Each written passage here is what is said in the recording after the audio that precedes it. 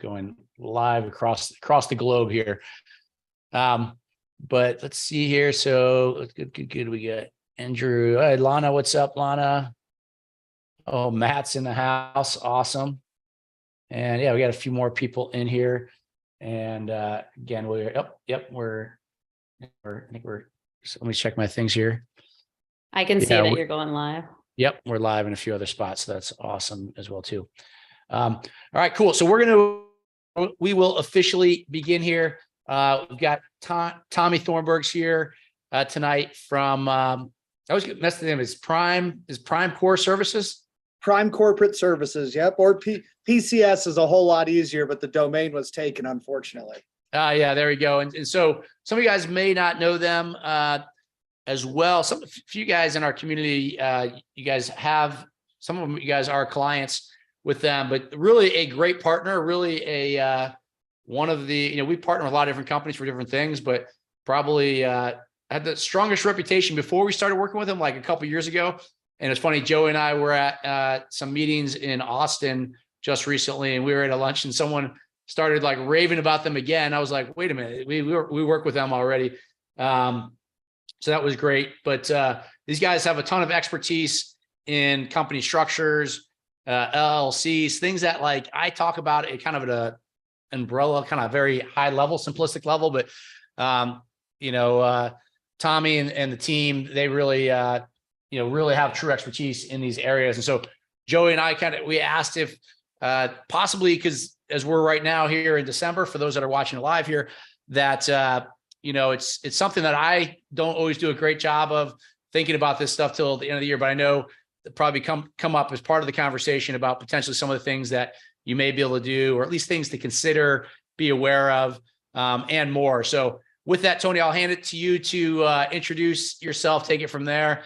And Joey and I will be here to help the chat and guide it, and we'll tee up any questions that people have through the platforms. Awesome. I love it. Thank you. And I have a little bit of time for some Q&A towards the end as well, right? Yeah, absolutely. Q&A, and of course, share how people can connect with you guys and anything else. Obviously, we know they can get to you guys through us, but if there's any direct ways to whatever you share, sounds great to us. Okay, perfect. Thank you. Thank you. Well, thank you for having me. Thank you, everyone, for being here and hearing you, Jamie, say that you don't always do the best job. I don't know if that's ever the case, but let's be honest. The legal and the financial side is certainly not the most exciting of what's going on. So it is certainly one of the most important parts, but absolutely not one of the most exciting. So my name's Tommy Thornburgh.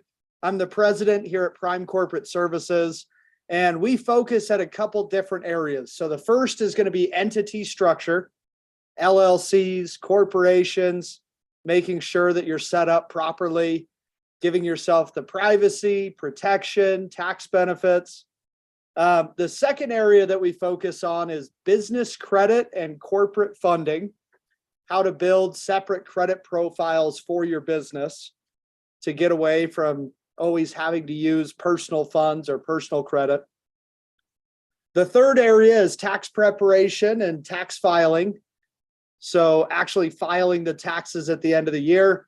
I'm happy that we're doing this before the end of the year, because we're coming right up on it, but we still have some time to lower that tax liability or get you the largest tax return possible. And last but not least, estate planning as well. I've got a full team of attorneys that helps with trust, wills, living wills, power of attorneys, things of that nature as well. So I'm going to share my screen. I've got a little presentation here to keep me on track, and then we'll open it up for Q&A towards the end as well. Prime Corporate has, oh, go ahead, Jamie. Tommy, I was just going to ask, is there going to be a big slide early on where you tell me that I have to go buy a brand new Tesla immediately? That's coming, but not yet. Oh, no, good. All right. I like that part. That part's kind of fun. I was going to go G-Wagon on you today, but we'll go back to Tesla this time, I guess. Oh, I like it. I haven't pulled the trigger on any of this stuff. I need to listen. I'll be listening closely here. Good.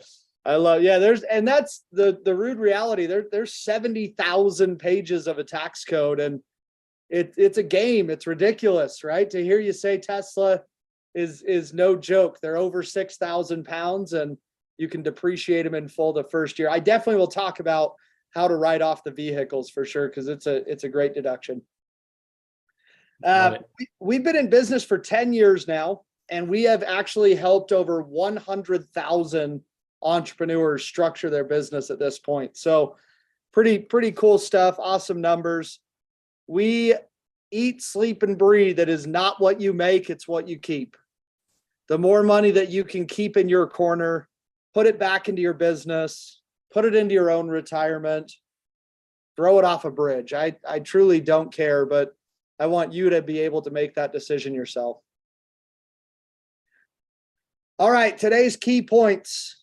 Number one, different types of entities. When should I structure my business? How should I structure my business? There's so many different options that I think sometimes it becomes overwhelming. Let's talk about what the options are and what we recommend. Number two, what in the world is a tax deduction? How does it work?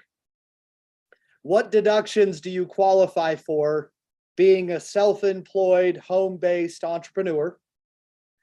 Number three, asset protection and generational wealth. It's not about where you are right now. It's where you're going to be in 1 year, 3 year, 5 years, 10 years. How to protect yourself and build that legacy as you go. And last but not least, number four, personal credit versus business credit. How you can build a separate credit profile for your business to be able to utilize business credit, let the business pay for itself, and then pay yourself from there. Okay.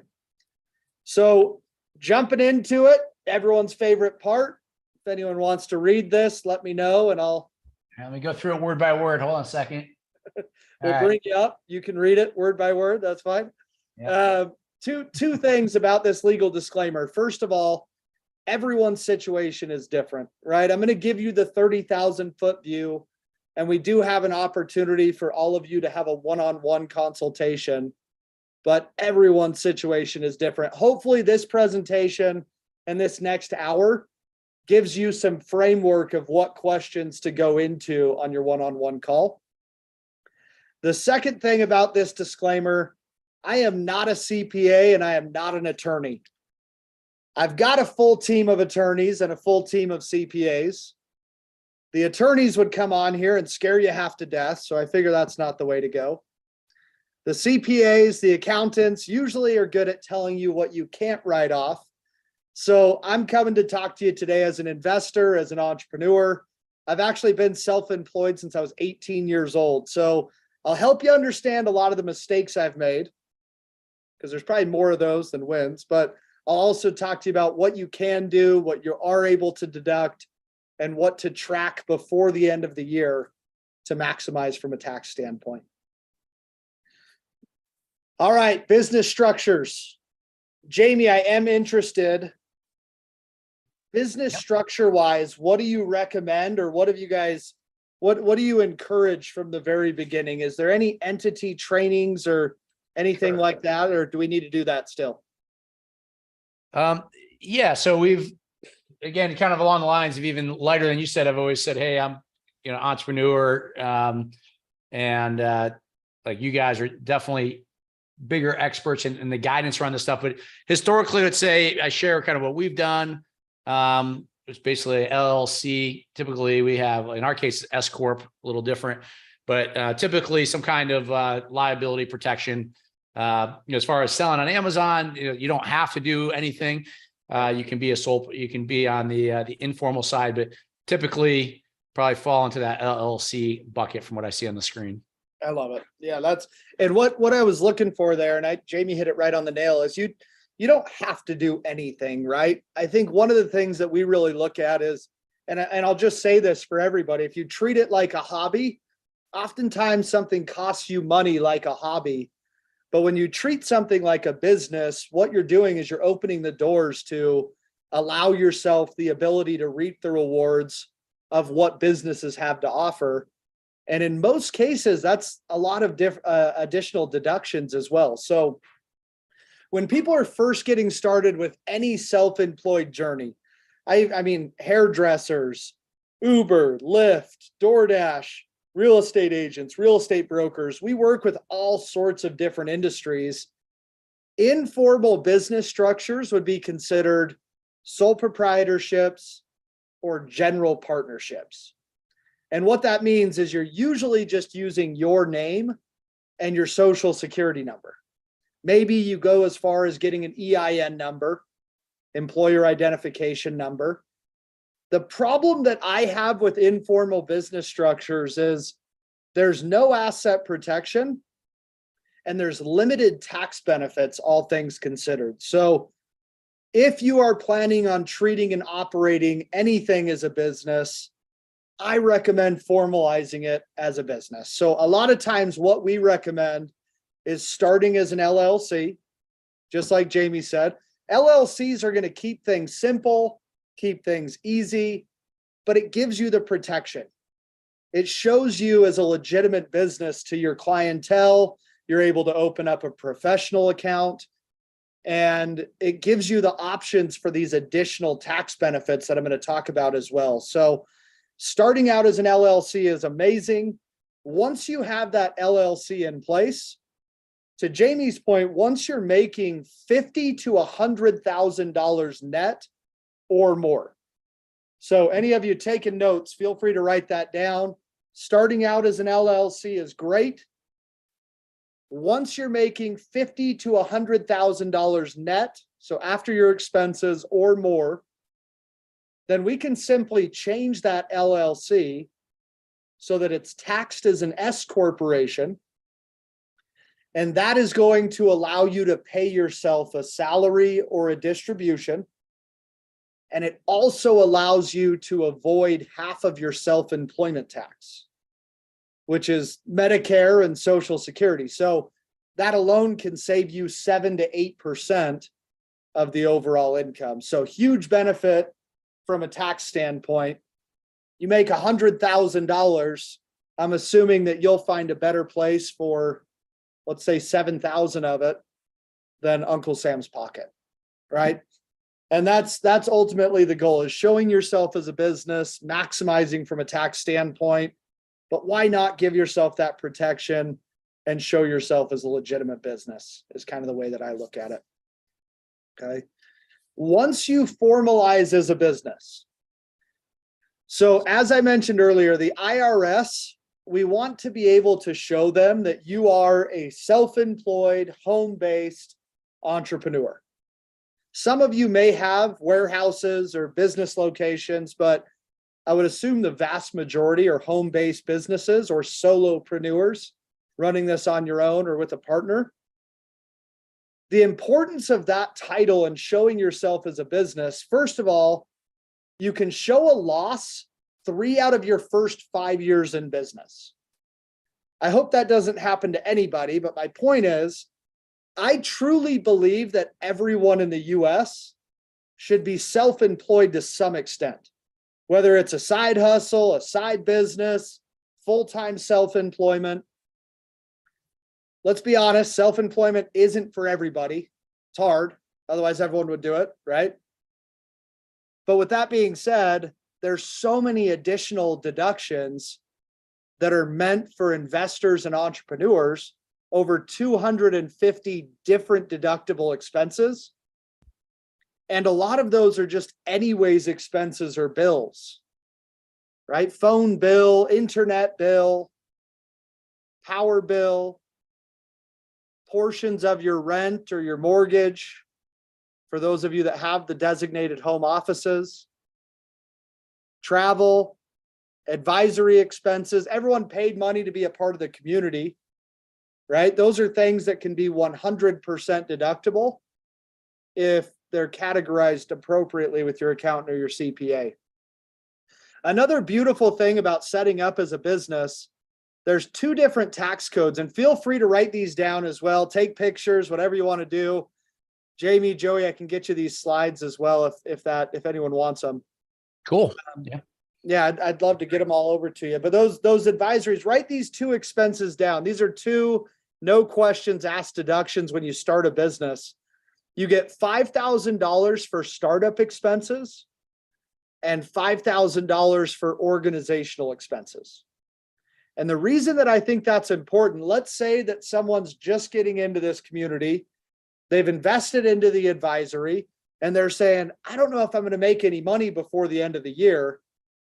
You still are going to have a personal tax return. So whether that's a W-2, a 9-to-5, Uber, Lyft, you're still going to have this personal tax return.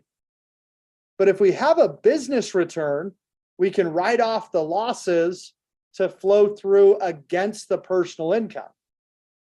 So good or bad, profit or loss, showing yourself as a business and maximizing on your deductions ultimately becomes a no-brainer.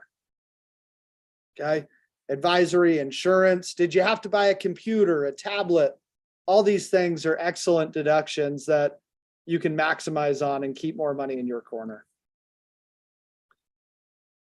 Now, additional deductions, getting into Jamie's Tesla purchase here, we'll talk about that. Awesome. The tax code is meant to impact behavior, right? When tax code changes happen, which every year there's a series of new tax codes, and those are oftentimes, they should come out here within the next 4 weeks for the next year. I'm more than happy to come back and share those as we find them out, but those are ones that are going to directly impact your business in most cases. When they change the tax code, it's because they want us to act a certain way. So in 2018, we have one of the largest tax code changes we've ever experienced as a nation. Tax Cuts and Job Acts. One of the main benefits is this QBI, Qualified Business Income Deduction. The beauty of that is it allows you to deduct up to 20% of your qualified business income. So for example, once again, you make $100,000. I use that because it gives me easy math, which I need.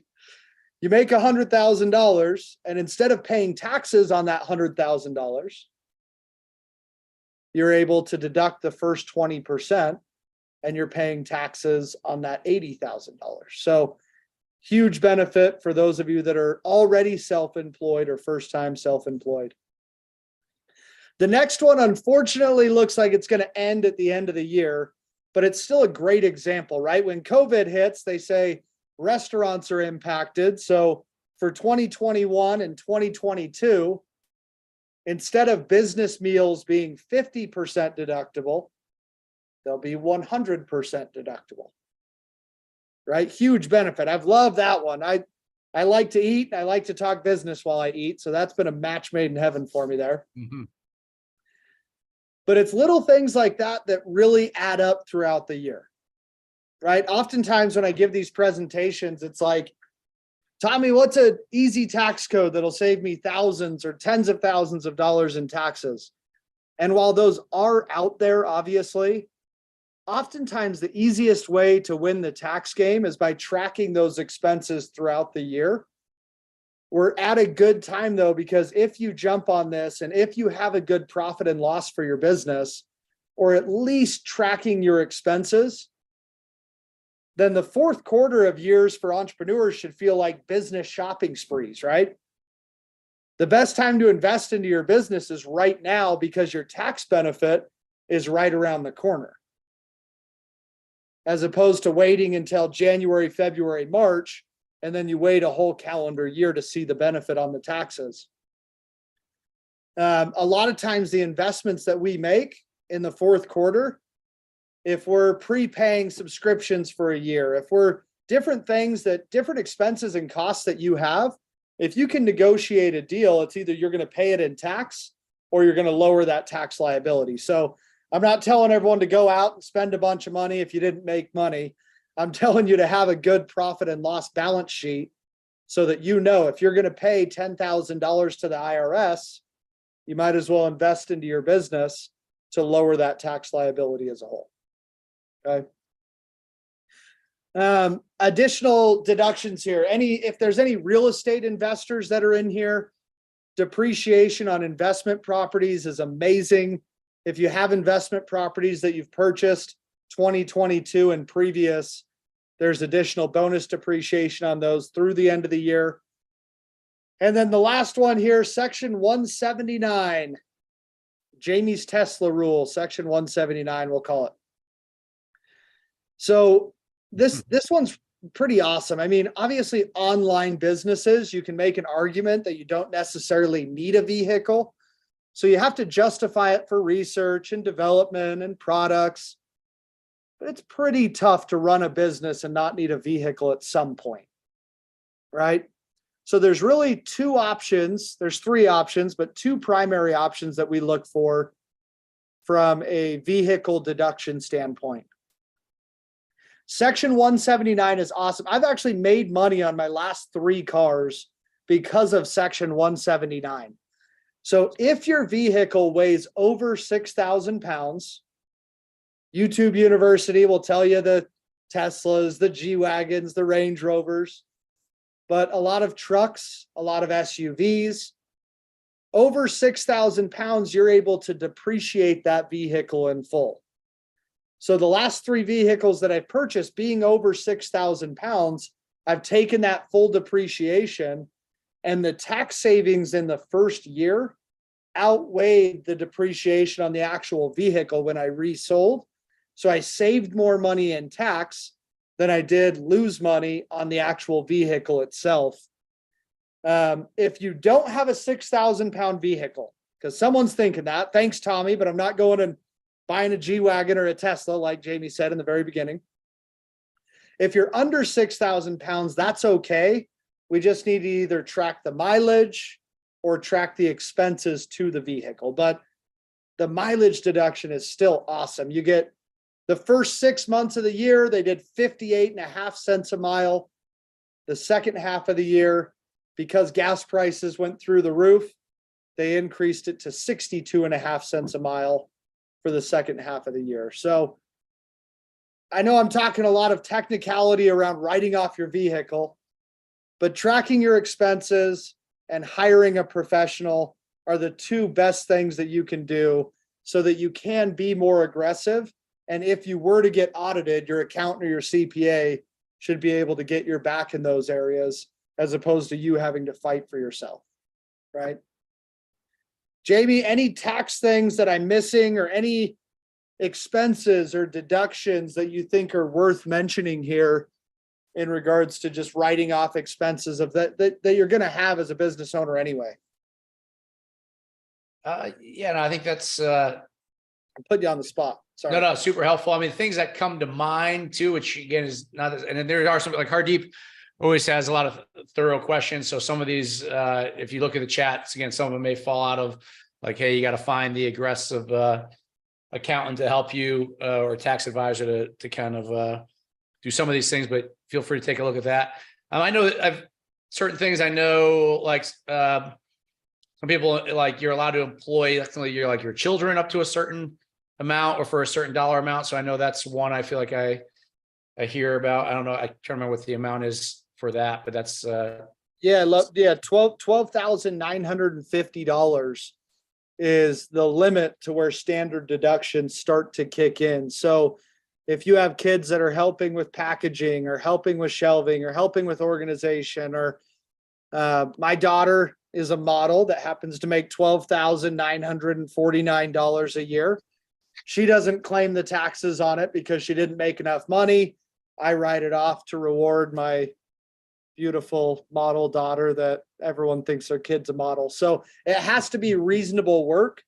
I really do talk about her all the time. I've got pictures and I've got all, so there's certain things that you can do that has to be a reasonable wage, and you have to follow the guidelines of workforce in your state. All of those vary, but they're usually pretty easy. Like Jamie, you can't put your 7-year-old on heavy operating equipment type deal, right? Yeah. $12,000 throughout the course of a year is usually pretty easy to come up with for a reasonable wage. Yeah, that's super cool. Yeah, we've used my boys along with my previous partners with his daughter. Yeah, they had cell phone cases, so they did a lot of the modeling for certain products in the bookstore and some other photo shoots. So we definitely use them for the modeling aspect. great. things. That's cool. I see some other, Paul Chapman says, I did an LLC in October. Is the cost of doing that deductible? Paul, I love it. Yes, legal and financial fees. Not only the cost of the LLC being a professional fee, that would be 100% deductible, but also paying for the accounting and paying for the CPA services. Those are all tax deductible expenses as well. Those LLCs are 100% deductible for sure. Hardeep does have an awesome question right here. So a failed product that you remove from Amazon warehouse, when donated to Goodwill or church, can that be deducted, or would it be double counting? So you're going to take the deduction on the failed product if that's the case, but if you donate it, you're still going to get a tax form. I'd make sure that you do get that donation of a tax form. There are ways that you can write those things off, because even though they're failed, you could still potentially sell them. You could sell them at a garage sale, something like that, if you really wanted to, right? We're digging deep here, but if you donate it, you're still going to get that tax slip. So that is, there are ways that you can make those deductible for sure. Yeah, that makes sense. And then Matt Atkins, Matt, who's part of our team here, says, anything we need to be aware of if we are both a W-2 and a business owner? Yeah, Matt, it's a really good question. Once again, that's why LLCs and S corps are so amazing, because they're what are considered flow-through entities or have pass-through functions. So Matt, you'll still have your W-2 income, and that's going to work just like it always has. But if you file your taxes with the LLC, it'll have a Schedule C that will flow through. So if it has a loss, it'll write off against your income. If it has a profit, it'll add to your income. But usually having a W-2, you're limited to standard deductions, whether you're single or married. Having a business really opens the doors for a lot of additional deductions as well. So cool stuff. I mean, paying for your subscriptions and your softwares and your professional fees. There's all, once again, the more that you track those expenses, the easier it is to maximize at the end of the year. Another big benefit is, I think, just separating your personal and your business, right? Personal is personal, business is business. And the more that you can separate those two legally and financially, the more comfortable it is, but also the easier it is to grow and scale your business. And I've had a lot of online businesses that have exited their companies and sold their companies at the back by selling out that business and transferring those over as well. So a lot of really cool things you can do when you're structured properly. If I had my attorneys come on and talk to you throughout this presentation, this is where they would spend 45 minutes. I'm going to spend 45 seconds and move on because it's my least favorite part. But it's just Sue happy world, right? I think we can all agree that it is a very litigious society. And the rude reality is, the more successful you become, the larger the target on your back becomes. Once again, I don't tell you to scare you, but if you can separate your personal and your business, having this in the form of protection and giving yourself some privacy as well, right? I don't know if you have your names listed on there or what that looks like from an account standpoint, but nonetheless, it's more just good business practice to structure and truly treat it like an actual business itself. I'm going to talk about this business credit and personal credit, and then I'll come back to this here shortly from a structuring standpoint. So one of the areas that we focus on is building and developing business credit and corporate funding. Okay. Is anyone here international, by the way? Is it all US, or do we have a mix of international clients on here?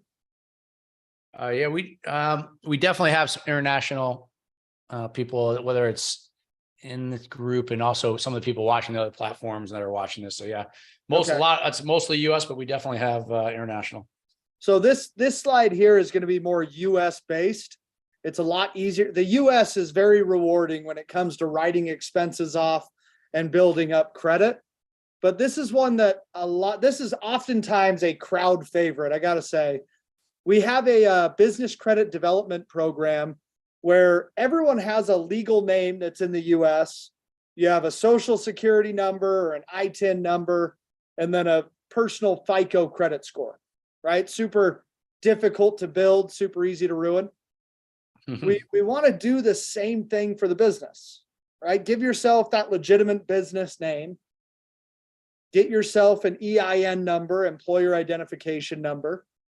But you can build and develop a separate credit profile for your business called a Paydex score. It ranges from 1 to 100, and 80 to 85 would be like you having a 750 to an 800 credit profile. It isn't something that happens overnight. It oftentimes will take a couple months to build up a good enough credit profile where I say it all the time. I don't care if you have $1 million in your checking account or $1. If you can build up additional funding options as opportunities present themselves and as products present themselves, ideas, other business ventures, if you can use business credit, let the business pay for itself, and then pay yourself from there, oftentimes you're going to put yourself in a much better position to take advantage of those opportunities. So great benefit to have additional funding options regardless of your financial situation and financial picture. This final slide here before we open it up for a little bit of Q&A. If you're just getting started, don't you dare let this overwhelm you. And remember, you don't have to do all of this at once. This is more a matter of just thinking with the end in mind, right? A lot of times entrepreneurs are extremely visual. So a lot of you probably have visions of where you're going to go with this business or what other streams of income you have in mind. So when I said earlier, it's not about where you are right now, it's where you're going to be. I want you to keep that in mind. Eventually, it's probably a good idea for you to have an estate plan. These are a couple things that I actually personally have in place. Trust, will, living will, power of attorney, protect that legacy long-term. Some of you may or may not be more interested in the privacy factor than others. For online businesses, it isn't the end of the world, but if you have multiple streams of income, a holding company is an excellent idea to give yourself some privacy and some protection. Okay. Delaware, Nevada, Wyoming, they're corporate haven states. They have additional privacy and protection that other states don't offer. So my holding company is actually based out of Wyoming. And it doesn't do any business. It simply owns all my other businesses. Consulting, online business, let's say, if you have a trading account, if you get into real estate, it allows you to separate your businesses based off of industry. It gives you a phenomenal profit and loss breakdown by having separate bank accounts for each entity. But if the main focus is the online business, I'd recommend probably one LLC. But for those of you that have multiple streams of income or have the vision of multiple streams of income, giving yourself this vision of where you're going makes it a lot easier to get there so you don't end up in a mess or a lawsuit where everything's intermingled as well. So before we answer some more questions that are on there, Joey, thank you. It looks like we have the link in the chat here, but feel free to also scan the QR code, go to the link. As I mentioned, everyone's situation is different. So some of this may feel overwhelming. As I mentioned, it's not the most exciting with legal and financial, but it really is one of the most important. If you can write off the cost of the course, if you can write off all your trainings, softwares, Amazon fees, donations, the list goes on, and now is the time to schedule and plan on your taxes. Don't wait until February or March when it's too late. Try and plan accordingly now so that you can maximize on the investments that you've already made and have a better idea of profit and loss where you end up for the future moving forward. So Jamie, that's all I got. I'm happy to answer some questions here if we have any that are. Yeah. I already have another question myself too, but so really good. It's funny, before Joe and I talked, like you said, the title sometimes of, I think, finance, taxes, people don't necessarily get excited about, but I said the actual content is really good. I mean, it's like, because it moves the needle so much for everyone here, right? So the ability and everyone, that's part of the beauty of entrepreneurship. People, you think about what money you're making and the business and the operations of it, but you don't think of the built-in advantages, or don't take advantage of nearly the tax advantages that are there. So it's super interesting there. I think one question I had, and we'll keep an eye on the chat for other people too, was, I know you said, I think you said it's like well, actually, before I even go with my question, just to give people a sense too of your company, you guys, how many people do you guys have working for your as part of your team? We've got about 200 employees total right now. I think we're at like 190. We're just under 200 right now. Wow. So yeah, we've got a couple different areas. I mean, our goal when we first started Prime was with the startup entrepreneur in mind, right? When you have a big business, it's easy to hire the big attorneys or the in-house CPAs and bookkeepers. But we saw this niche of startup business owners that they just need some information. They need a little bit of help. They need someone to still draft and legally prepare their stuff so it's done the right way from the beginning, but at a lower cost as well. So we have the full team of accountants. I think we have about 40 or 50 accountants right now. I've got a full team of advisors. We've got admin. We've got the attorneys. So we've really grown and scaled this operation over the last 10 years. The last 3 years specifically have been just chaos for us, but we've been able to keep up with it, luckily. Cool. So basically anyone here can scan that or go to the link. And the next steps would be what? They'd schedule something with one of your team members? Yeah. So what this will do is this will allow you to pick a time that works best for your schedule. And then you'll have a one-on-one consultation with one of our advisors. And just remember, I mean, that call is for you, right? So if you're brand new, tell them you're brand new right off the bat. If you've been in business for 20 years, tell them you've been in business for 20 years. Cause it's, when I say you get a free one-on-one hour consultation, someone's going to be like, what's the catch? And you should be, what's the catch? Why is it free? Our thought is, if we bring value to the community, if we help you one-on-one, I know that structuring your business is a benefit. You're going to want to build business credit and corporate funding. You have to file your taxes.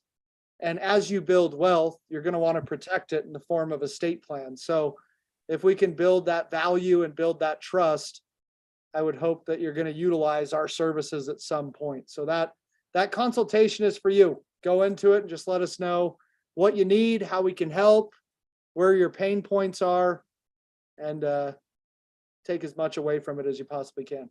Yep. And so Lana has a question there, says, I have an LLC for this tax year. I only have losses. What do I need to focus on this tax season to properly set myself up going into next year? Great question. Kudos to you for having the LLC. I think that's a check off the list. As far as the losses and the expenses that you have, think about a restaurant, right? Everyone's got the strip mall that's next to, think about this with me real quick. I got a strip mall next to my house, and there's this little restaurant in there that's constantly changing names, and feels like every year, but it's every 2 or 3 years. And I go in there, I'm excited to try the new restaurant. Same owner sitting behind the counter. I'm like, what's up? How we doing, Miguel? Good to see you again. But you can show a loss 3 out of your first 5 years. So Lana, what I would recommend most for you is make sure that you've tracked and organized those expenses. I don't care if it's in an Excel spreadsheet, QuickBooks, one designated credit card. The more that you're tracking your expenses of what is for your business, the better. And if you're wondering, how do I know if it's business related? Ask yourself this question. Is it ordinary or necessary for your business? Is it ordinary or necessary for your business, right? The training is not necessary, but it's ordinary to grow and develop your business, which means track it and make sure your accountant or your CPA double checks it to maximize on your taxes before the end of the year. Awesome. And question I had too, because you had the slide, I guess the slide around the, you said it's kind of like a fan favorite around the business credit, I think is interesting because I was sharing with Joey. I used to work in the credit card industry. So I used to do a lot of the on the consumer finance side. So I know personal credit really well, and all the credit bureaus and everything inside and out on the FICO side. On the business side, I know very little really. It's for as long as we've been in kind of business. Anything, any either high level things, or if you said, hey, it takes some people a few months. I know it's not, you guys have a program around that, but a tip or two around that for people on the business side? For sure. So business credit is very similar to your personal credit fundamentally, right? Make your payments on time. Longer you have them, the better. Larger the lines of credit, the easier it is to balance out the debt to ceiling type deal. But think about it just like your personal credit. When you're 16 years old, how nice it would be for someone to help you build up your credit. So by the time you're 18, car loan, credit card, student loan, you have the ability with a little bit of credit history to take advantage of it. My recommendation for the Paydex profile on your business credit, the sooner the better. The longer that credit line is in place, the better it is and the easier it is to build up larger lines of credit. But your business credit profile, if you think about it as like 3 stages, I think this is a good takeaway for everybody and kind of helps paint the picture. Stage 1 is getting a lot of starter accounts that you probably don't even want, right? Staples, Lowe's, clothing companies that report to Dun & Bradstreet and help you build up that Paydex profile. And we help with those vendors because some of them report weekly, monthly, quarterly, annually.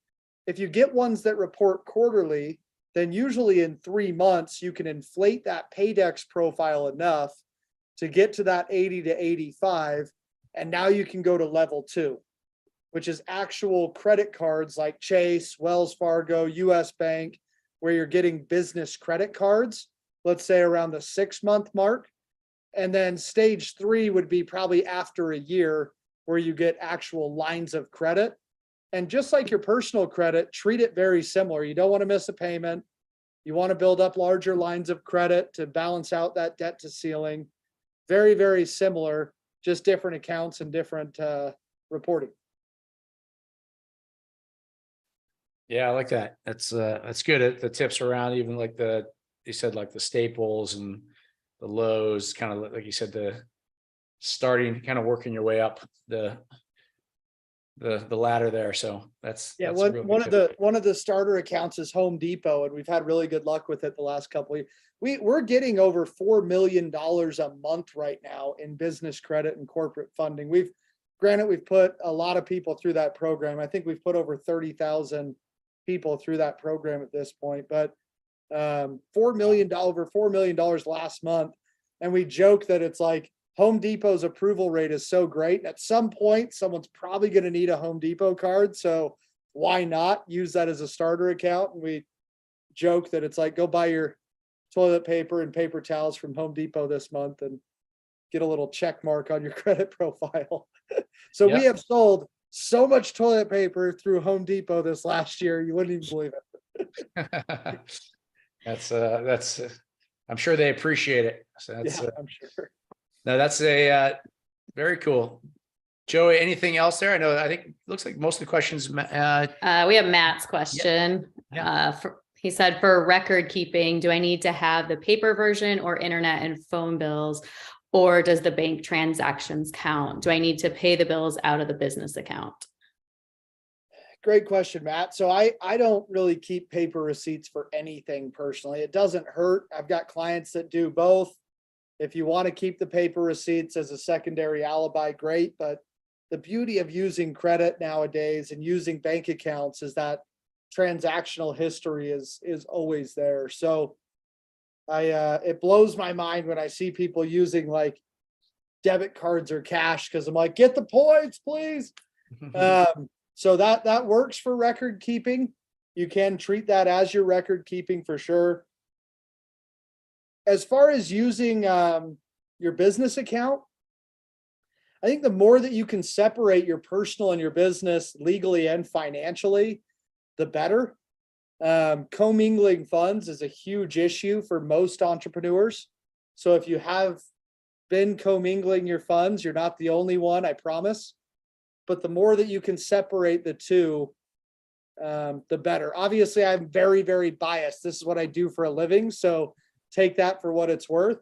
If you're commingling your funds, you have to be more diligent in making sure you're tracking your expenses, or you're raising your chances of risk from an audit standpoint. So if you're going to do it right, do it from the beginning, separate the legal and the financial, and have a separate business credit card or anything to help you out with organizing those expenses. Yeah, the way I view it is, if anything on the business, if I did pay for it out of my personal account, I view that as basically like an expense report back to my company. So I filed, an expense report to get those funds back through the company with the documentation for that. As opposed to on the back end of just, I never settle anything up from my personal accounts into the business side when it comes to the year-end statements and the taxes. But if I had, usually it doesn't happen, but let's say I spent, $1,000 in airline tickets and bought it through my personal credit card, I would reimburse myself with an expense report. I think is how I would do it. That's perfect. Yep. Can you actually put on the last slide too with your big with our little QR code again too? Yeah, there we go. I know people are watching on different platforms too here. So on social, it's really impressive what you guys have done. You guys there's, for all you guys watching, listen, you don't grow to 200 employees, and what'd you say, you had 30,000 people or something through your business credit program or something? That's insane.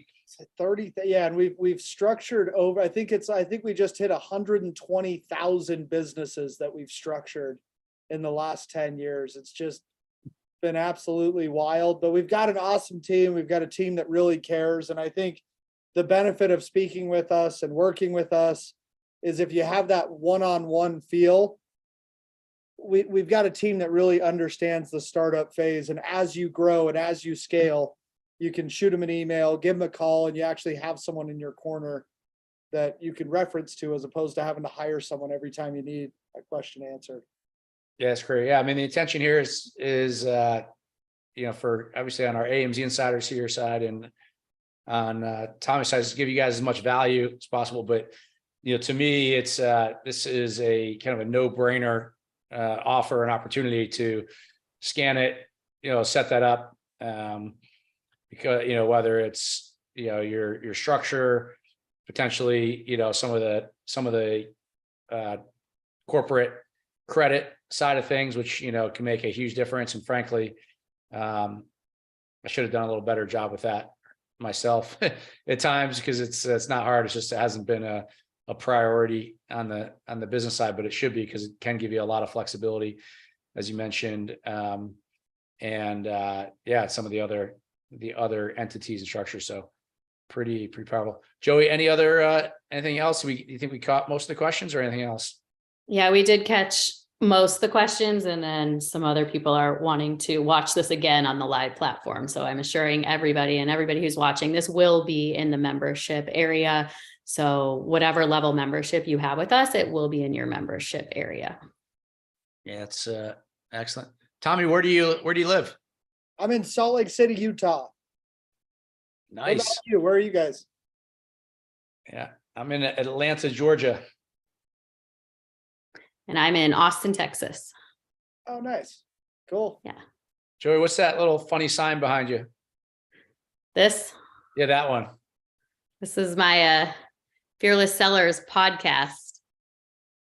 Right there. It's a podcast focused. Soon, right? Coming soon. Yeah. For the women of Amazon. Got to check it out. Yeah. I've got I got a funny story with I was on Boss Babes podcast the other day, and I had a bunch of women that reached out to me that they're like, "Hey, what are you doing on Boss Babes?" I was like, that's hilarious, but good for you. That's exciting. That's good. You get that treatment too, because Joey was doing one of her podcasts today, and I was, jumped on, and they pretty much threw me out too. So, said, Yeah, women only, get out of here. Yeah. Yeah. Well, thanks for having me, both of you. This is fun for sure. And there's schedule the call, take advantage of those, obviously, but it's, I'm happy to come back if there's a need, if there's value.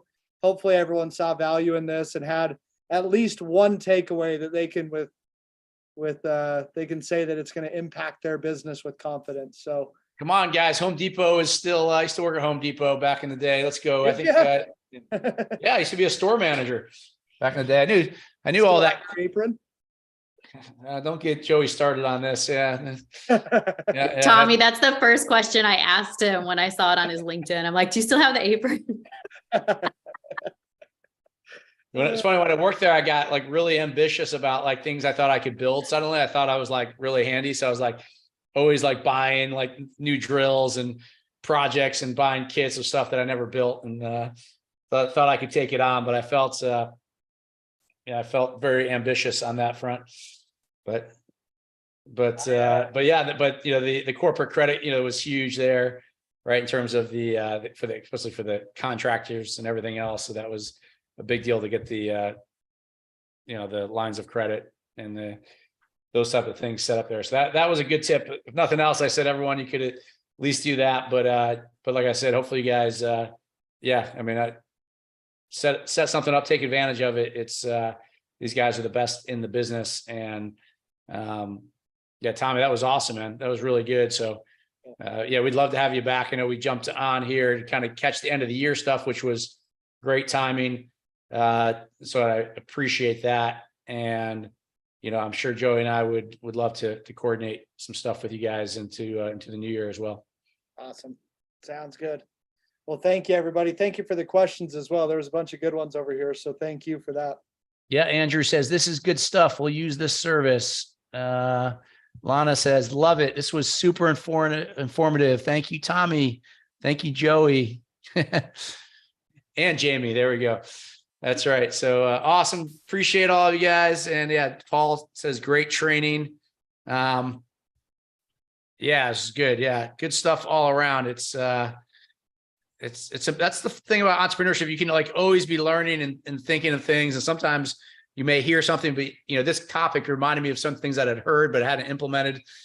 And make sure everyone go out and pick out your new Tesla or G-Wagon or soon too, before we lose that opportunity one of these years as well too. And the food one. Yeah. I remember that because we used to only deduct for COVID. They had to think you could deduct less on the food. Right now you can, with the COVID kind of restaurant rehab, you can deduct 100% out. So yeah, Joey, we'll make use of that here in our upcoming in-person things in terms of our food consumption.